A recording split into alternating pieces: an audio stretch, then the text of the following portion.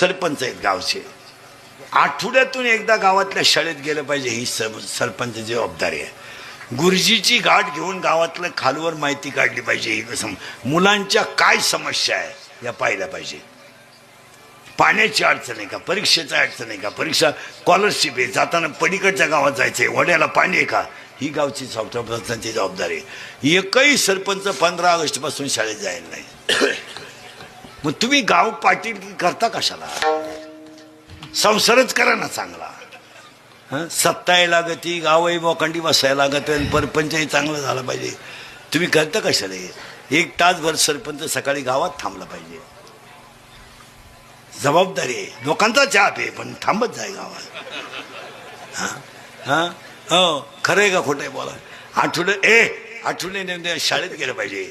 2 गरीब मुलांशी कपडे फाटलेत, गुरुजी यांचे नंबर द्या, मी कुणाला ॲडजस्ट करतो, मी काही तो काही, मुलाला ड्रेस घेऊ.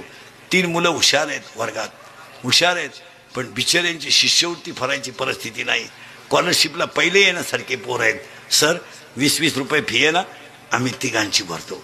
मी गावातून अजून 2घांना सांगतो, आम्ही 5 जण पोरांची फी भरतो, तुम्ही फक्त यांना शिकवा. अरे एका मुलाची 20 रुपये फी भराल तर देवाचं तुमचं 2 कोटीचं काम होईल रे.